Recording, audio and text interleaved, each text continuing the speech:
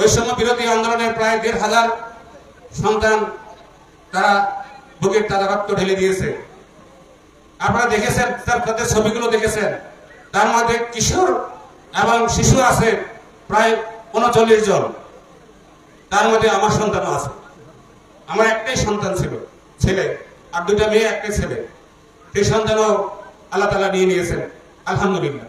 আমি আলহামদুলিল্লাহ বলবো যে আল্লাহ তাআলা আমার ছেলেকে গোটা বিশ্বের ব্যাপী তাকে পরিচিতি করে দিয়েছেন। সেই সমস্ত শহীদদের স্মরণ করছি।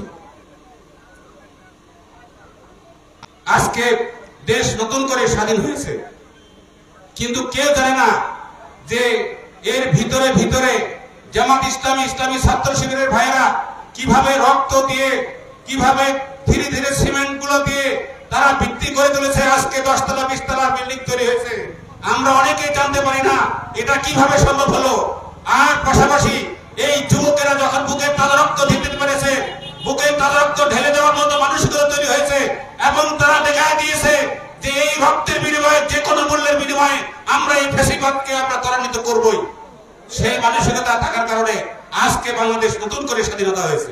আজকে দেখেন বিশাল সমাবেশ জোয়ারি ইউনিয়নে, জামাত ইসলামী 2 জন লোক এক জায়গায় করা যায় না, দিত না। অনেক ইতিহাস আছে, আপনারা শুনলে আশ্চর্য হয়ে যাবেন।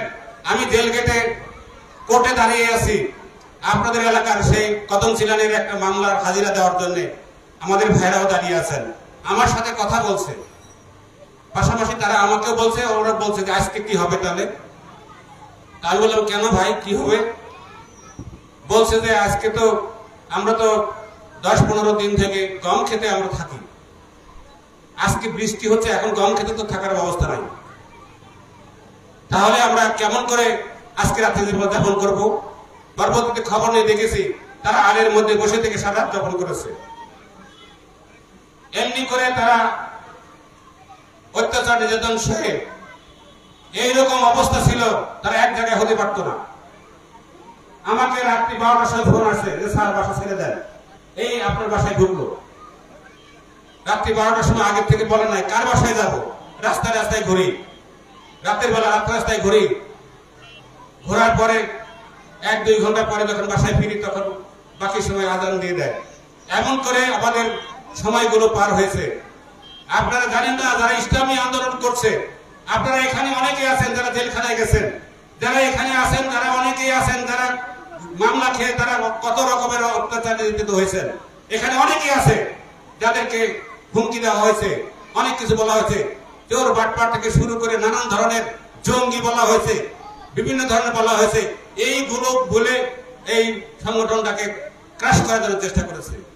কিন্তু আল্লাহর অশেষ মেহেরবানি, আল্লাহর অশেষ মেহেরবানি, আলহামদুলিল্লাহ। জামাত ইসলামী একসময় ছিল না, এই বড়াই গ্রামে খুব সংগঠন মজবুত ছিল না, কিন্তু আল্লাহর অশেষ মেহেরবানি। আপনারা তাকিয়ে দেখেন, পিছনে তাকিয়ে দেখেন, এই জোয়ারি ইউনিয়নে, এই কামারগাড়ি বিদ্যালয়ে আমাদের হাজার হাজার ভাই আজকে এই সমাবেশে উপস্থিত হয়েছে। যে এত কিছুর পরে আমরা আমাদের অবস্থানটাকে ইনশাল্লাহ আমরা ধরে রেখেছি।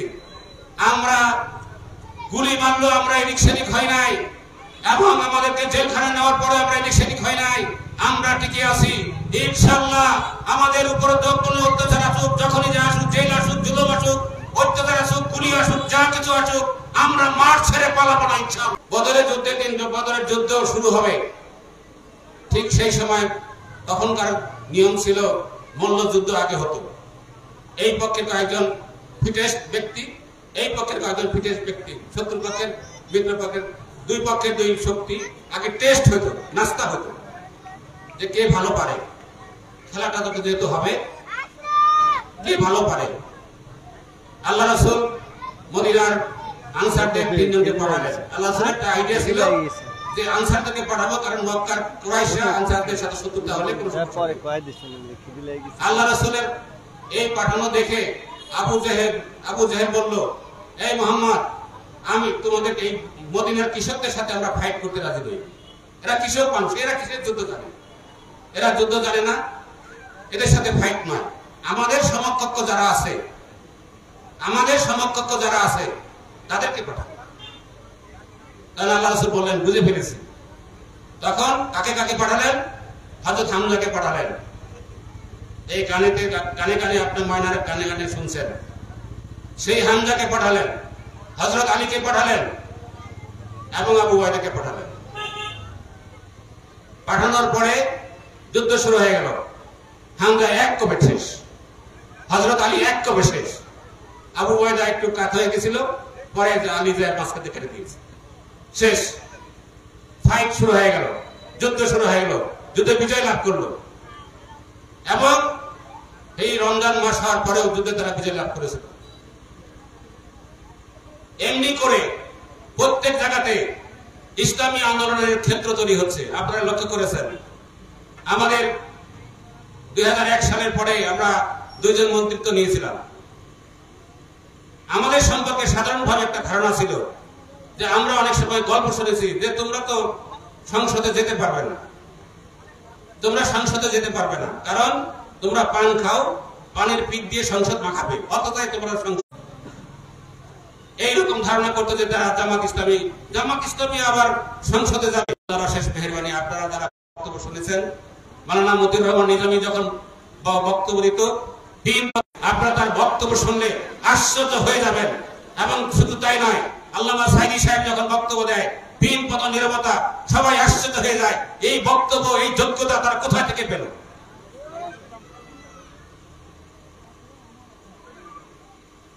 মাওলানা মতিউর রহমান নিজামীর বিয়ের সচিব ছিলেন আইয়ুব কাদরী।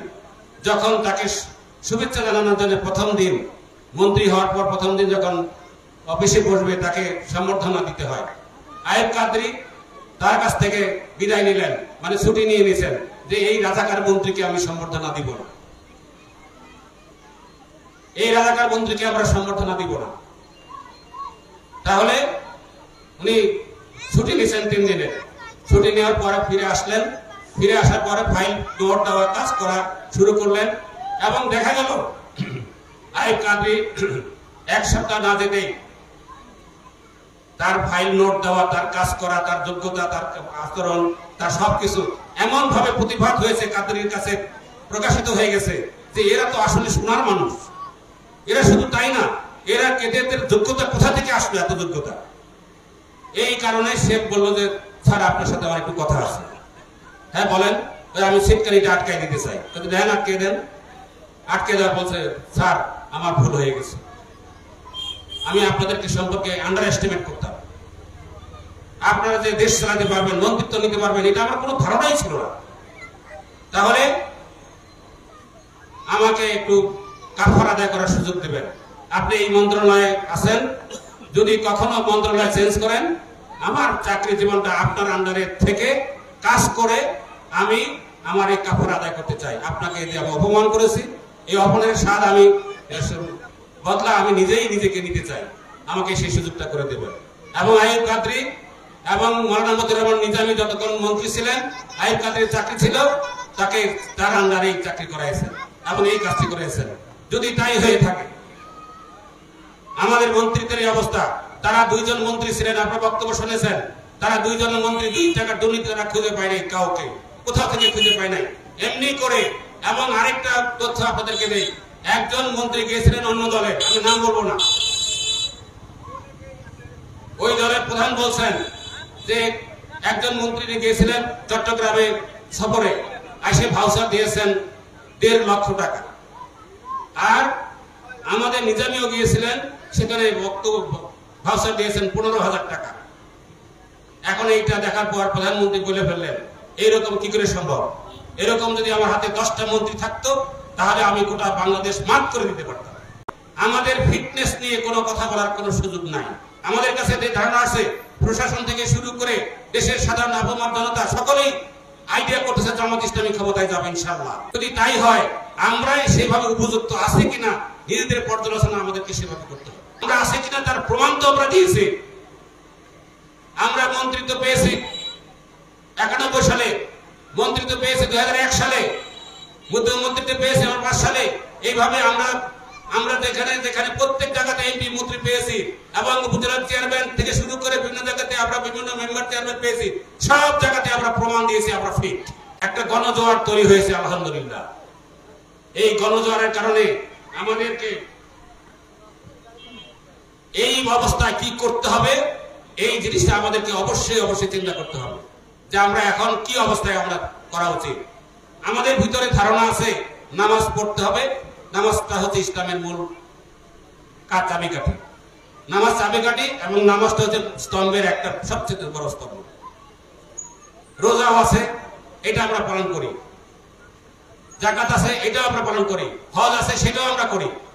কিন্তু আমাদেরকে যে ইসলামী স্টেট কায়েম করতে হবে, যেটা আল্লাহ রাসূল করছিলেন, আল্লাহ রাসূল করছেন যেটা, সেটা আমাদের এই সিরাতের আলোচনায় থাকবে কিনা বলেন?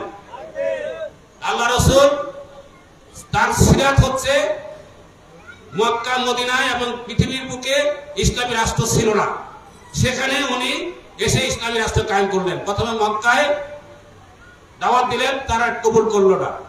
এরপরে মদিনায় যে ইসলামী রাষ্ট্র কায়েম করলেন এবং সেখান থেকে উনি মক্কা বিজয় করে সেখানে একটা ছোটখাটো ইসলামী স্টেট কায়েম করে ফেললেন। এরপরে আস্তে আস্তে গোটা দুনিয়া ব্যাপী ইসলামের জোয়ার বয়ে চলল। তাহলে ওই কাজগুলা কি আমাদের দেশে কি নফল? ফরজ? আপনার ঈমান কি বলে? আপনার ঈমানের কাছে জিজ্ঞাসা করেন যে আপনি শুধু নামাজ পড়ছেন, আপনি শুধু রোজা করছেন, হজ করছেন, যাকাত দিচ্ছেন, কিন্তু আপনার ঈমান এক নম্বরে যে স্তম্ভ, ঈমান কি বলে? এই রাষ্ট্রে আল্লাহ রাসূল থাকলে আজকে ইসলামী স্টেট কায়েম না করে ছাড়তেন? কাজেই আমাদেরকে এই জামাত ইসলামীর প্যাটার্ন অনুসারে জামাত ইসলামী কোরআন এবং হাদিস ভিত্তিক সমাজ ব্যবস্থা কায়েম করতে চায়, এর বাইরে কোনো কিছু করতে চায় না। যদি তাই হয়ে থাকে তাহলে আমাদের উচিত হবে কি বলেন? আমরা এই জমিনে নামাজ যেমন প্রতিষ্ঠা করব, রোজা প্রতিষ্ঠা করব, হজ প্রতিষ্ঠা করব, যাকাত প্রতিষ্ঠা করব, ইসলামের অর্থনীতি প্রতিষ্ঠা করব, ইসলামের বাণিজ্য নীতি প্রতিষ্ঠা করব, এবং ইসলামী স্টেট কায়েম করার জন্য যা যা করা দরকার তাই করব ইনশাআল্লাহ। বৈষম্য বিরোধী ছাত্ররা যেভাবে বুকে তাদের রক্ত ঢেলে দিয়েছে, প্রয়োজন আমাদের রক্ত ইনশাআল্লাহ ঢেলে দেব, তারপর আমরা ক্ষান্ত হব না ইনশাআল্লাহ। বদরের যুদ্ধে যেভাবে ফাইট দিয়েছিলেন হামজা, বদরের যুদ্ধে ফাইট দিয়েছিলেন আলী, বদরের যুদ্ধে ফাইট দিয়েছিলেন আবু উবাইদা, ঠিক তেমনি প্রত্যেকে আমরা একজন হামজা হব, আমরা একজন আলী হব, আমরা আবু উবাইদা হব, আমরা হোসেন হব। এমনি করে আমাদের যুগে যুগে প্রত্যেক সময়ে যারা যারা মানুষই ছিলেন তাদের মতো হয়ে এই বাংলার জমিনে কোরআন এবং হাদিস ভিত্তিক সমাজ ব্যবস্থা কায়েম করে ছাড়বো ইনশাআল্লাহ।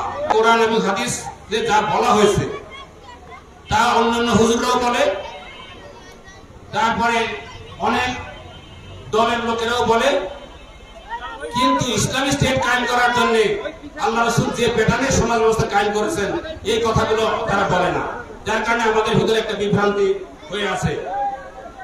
এবং এই বিভ্রান্তির কারণে আমরা আমাদের অবস্থাগুলো ধরে রাখতে পারি না, আমরা সঠিকভাবে সেটা বোঝানোর কারণে আমরা সেটা পারি না।